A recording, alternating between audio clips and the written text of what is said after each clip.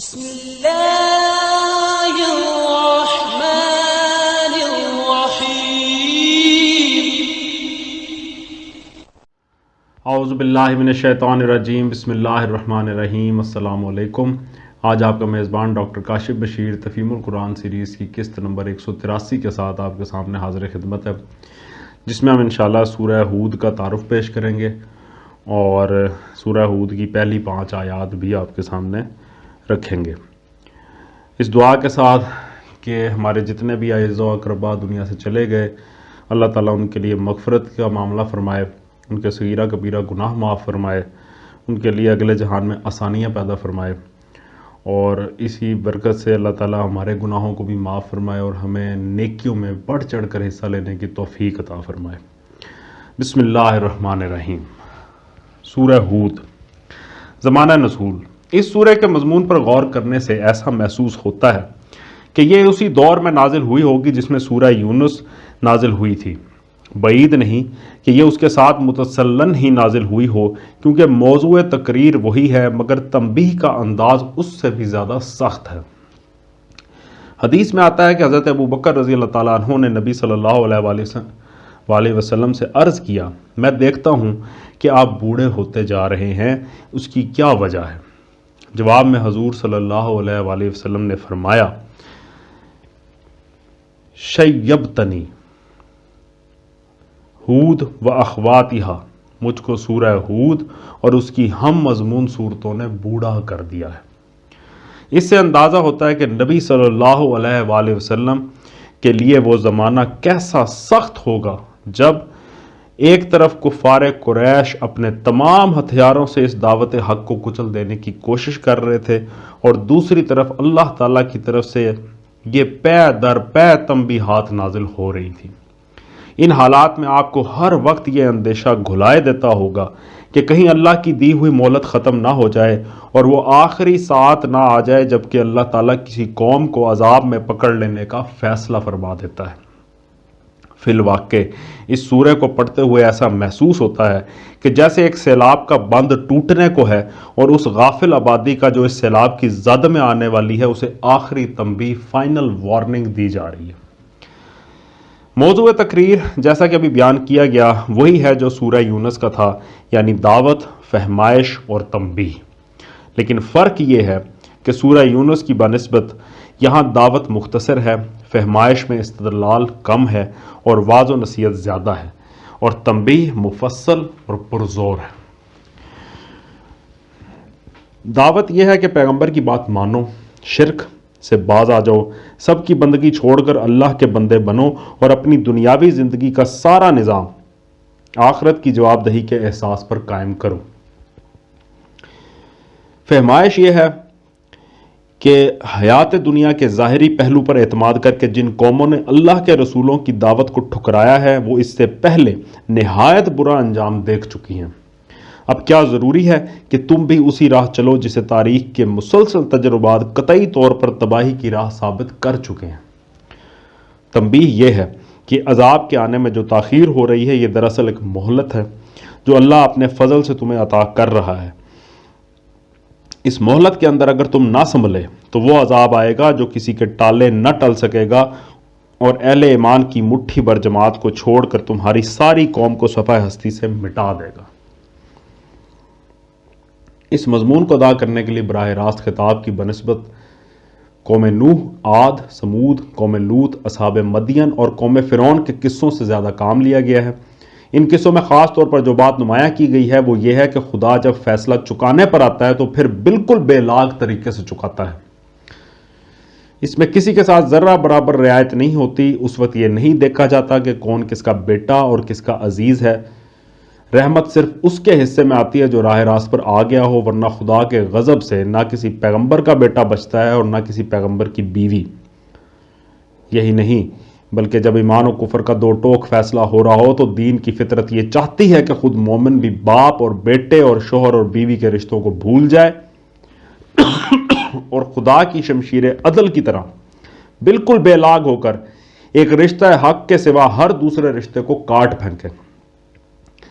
ایسے موقع پر خون اور نسب کی رشتہ داریوں کا ذرہ برابر لحاظ کر جانا اسلام کی روح کے خلاف ہے۔ یہی وہ تعلیم تھی جس کا پورا مظاہرہ 3-4 سال بعد مکہ کے مہاجر مسلمانوں نے جنگ بدر میں دیکھ لیا۔ سورہ ہود کا باقاعدہ آغاز کرتے ہیں۔ یہ مکی سورہ ہے، اس میں 123 آیات ہیں اور 10 رکوع ہیں۔ بسم اللہ الرحمن الرحیم۔ الف لام را کتاب احکمت آیاتہ ثم فصلت من لدن حکیم خبیر۔ ترجمہ: الف لام را فرمان ہے جس کی آیتیں پختہ اور مفصل ارشاد ہوئی ہیں ایک دانا اور باخبر ہستی کی طرف سے۔ فرمان ہے۔ کتاب لفظ کا ترجمہ یہاں انداز بیان کی مناسبت سے فرمان کہا گیا ہے۔ عربی زبان میں یہ الفاظ کتاب اور نوشتے ہی کے معنی میں نہیں آتا، بلکہ حکم اور فرمان شاہی کے معنی میں بھی آتا ہے، اور خود قرآن میں متعدد مواقع پر یہ لفظ اسی معنی میں مستعمل ہوا ہے۔ جس کی آیتیں پختہ اور مفصل ارشاد ہوئی ہیں۔ تفسیر میں ہے یعنی اس فرمان میں جو باتیں بیان کی گئیں وہ پکی اور اٹل ہیں، خوب جچی تلی ہیں، نیری لفاظی نہیں ہیں، خطابت کی ساحری اور تخیل کی شاعری نہیں ہے، ٹھیک حقیقت بیان کی گئی ہے، اور اس کا ایک لفظ بھی ایسا نہیں جو حقیقت سے کم یا زیادہ ہو۔ پھر یہ آیتیں مفصل بھی ہیں، ان میں ایک بات کھول کر واضح طریقے سے ارشاد ہوئی ہے، بیان الجھا ہوا گنجلک اور مبہم نہیں ہے، ہر بات کو الگ صاف کر کے سمجھا دیا گیا ہے۔ اللہ تعبدوا الا اللہ اننی لکم منہم نذیر و بشیر۔ ترجمہ: کہ تم نہ بندگی کرو مگر صرف اللہ کی، میں اس کی طرف سے تم کو خبردار کرنے والا بھی ہوں اور بشارت دینے والا بھی۔ وَإِنِ اسْتَغْفِرُوا رَبَّكُمْ ثُمَّ تُوبُوا إِلَيْهِ يُمَتِّعْكُمْ مَتَاعًا حَسَنًا إِلَىٰ أَجَلٍ مُّسَمًّى وَيُؤْتِ كُلَّ ذِي فَضْلٍ فَضْلَهُ وَإِن تَوَلَّوْا فَإِنِّي أَخَافُ عَلَيْكُمْ عَذَابَ يَوْمٍ كَبِيرٍ۔ معاف کیجیے گا۔ ترجمہ: اور یہ کہ تم اپنے رب سے معافی چاہو اور اس کی طرف پلٹ آؤ تو وہ ایک مدت خاص تک تم کو اچھا سامان زندگی دے گا اور ہر صاحب فضل کو اس کا فضل عطا کرے گا، لیکن اگر تم منہ پھیرتے ہو تو میں تمہارے حق میں ایک بڑے ہولناک دن کے عذاب سے ڈرتا ہوں۔ تفسیر میں آتا ہے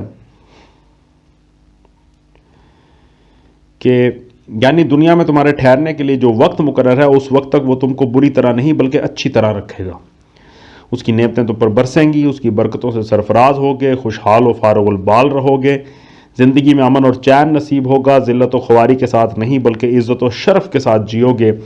یہی مضمون دوسرے موقع پر اس طرح ارشاد ہوا ہے سورہ النحل میں آیت نمبر 97 میں، جس کا ترجمہ ہے: جو شخص بھی ایمان کے ساتھ نیک عمل کرے گا، خواہ مرد ہو یا عورت، ہم اس کو پاکیزہ زندگی بسر کرائیں گے۔ اس سے لوگوں کی اس عام غلط فہمی کو رفع کرنا مقصود ہے جو شیطان نے ہر نادان دنیا پرست آدمی کے کان میں پھونک رکھی ہے کہ خدا ترسی اور راست بازی اور احساس ذمہ داری کا طریقہ اختیار کرنے سے آدمی کی آخرت بنتی ہو تو بنتی ہو مگر دنیا ضرور بگڑ جاتی ہے، اور یہ کہ ایسے لوگوں کے لیے دنیا میں فاقہ، مستی و خستہ حالی کے سوا کوئی زندگی نہیں ہے۔ اللہ تعالیٰ اس کی تردید میں فرماتا ہے کہ اس راہ راست کو اختیار کرنے سے تمہاری صرف آخرت ہی نہیں بلکہ دنیا بھی بنے گی۔ آخرت کی طرح اس دنیا کی حقیقی عزت و کامیابی بھی ایسے ہی لوگوں کے لیے ہے جو سچی خدا پرستی کے ساتھ صالح زندگی بسر کریں، جن کے اخلاق پاکیزہ ہوں، جن کے معاملات درست ہوں، جن پر ہر معاملے میں بھروسہ کیا جا سکے، جن سے ہر شخص بھلائی کا متوقع ہو، جن سے کسی انسان کو یا کسی قوم کو شر کا اندیشہ نہ ہو۔ اس کے علاوہ متاع حسن کے الفاظ استعمال ہوئے ہیں، جن میں ایک اور پہلو بھی ہے جو نگاہ سے اوجھل نہ رہ جائے۔ دنیا کا سامان زیست قرآن مجید کی روح سے دو قسم کا ہے۔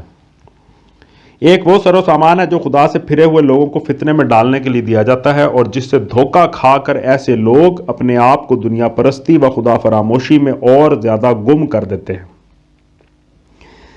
یہ بظاہر تو نعمت ہے مگر بباطن خدا کی پھٹکار اور اس کے عذاب کا پیش خیمہ ہے۔ قرآن مجید اس کو متاع غرور کے لفظ سے یاد کرتا ہے۔ دوسرا سامان ہے جس سے انسان خوشحالی اور کبھی بازو ہو کر اپنے خدا کا اور زیادہ شکر گزار بنتا ہے۔ خدا اور اس کے بندوں کے اور خود اپنے نفس کے حقوق زیادہ اچھی طرح ادا کرتا ہے۔ خدا کے دیے ہوئے وسائل سے طاقت پا کر دنیا میں خیر و صلاح کی ترقی اور شر و فساد کے استحصال کے لیے زیادہ کارگر کوشش کرنے لگتا ہے۔ یہ قرآن کی زبان میں متاع حسن ہے، یعنی ایسا اچھا سامان زندگی جو محض عیش دنیا ہی پر ختم نہیں ہو جاتا بلکہ نتیجے میں عیش آخرت کا بھی ذریعہ بنتا ہے۔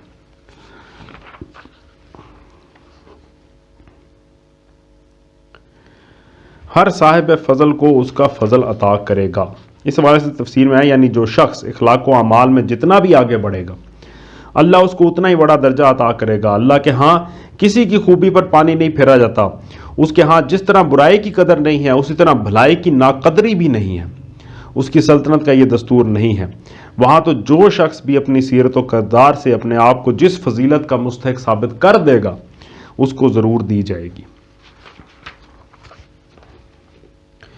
الاللہ مرجعکم وہو علی کل شیء قدیر، ترجمہ تم سب کو اللہ کی طرف پلٹنا ہے اور وہ سب کچھ کر سکتا ہے۔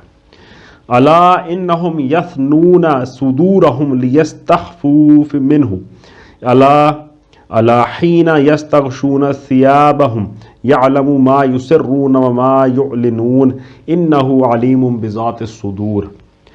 ترجمہ دیکھو یہ لوگ اپنے سینوں کو موڑتے ہیں تاکہ اس سے چھپ جائیں، خبردار جب یہ کپڑوں سے اپنے آپ کو ڈھانپتے ہیں اللہ ان کے چھپے کو بھی جانتا ہے اور کھلے کو بھی، وہ تو ان بھیدوں سے بھی واقف ہے جو اس سینوں میں ہیں۔ تفسیر میں آتا ہے مکے میں جب نبی صلی اللہ علیہ وآلہ وسلم کی دعوت کا چرچا ہوا تو بہت سے لوگ وہاں ایسے تھے جو مخالفت میں تو کچھ بہت زیادہ سرگرم نہ تھے مگر آپ کی دعوت سے سخت بیزار تھے۔ ان لوگوں کا رویہ یہ تھا کہ آپ سے کتراتے تھے، آپ کی کسی بات کو سننے کے لیے تیار نہ تھے، کہیں آپ کو بیٹھے دیکھتے تو الٹے پاؤں پھر جاتے، دور سے آپ کو آتے دیکھتے تو رخ بدل لیتے یا کپڑے کی اوٹ میں منہ چھپا لیتے تاکہ آمنا سامنا نہ ہو جائے، اور آپ انہیں مخاطب کر کے کچھ اپنی باتیں نہ کہنے لگے۔ اسی قسم کے لوگوں کی طرف یہاں اشارہ کیا ہے کہ یہ لوگ حق کا سامنا کرنے سے گھبراتے ہیں اور شتر مرغ کی طرح منہ چھپا کر سمجھتے کہ وہ حقیقت ہی غائب ہو گئی جس سے انہوں نے منہ چھپایا ہے، حالانکہ حقیقت اپنی جگہ موجود ہے اور یہ بھی دیکھ رہی ہے کہ یہ بے وقوف اس سے بچنے کے لیے منہ چھپائے بیٹھے ہیں۔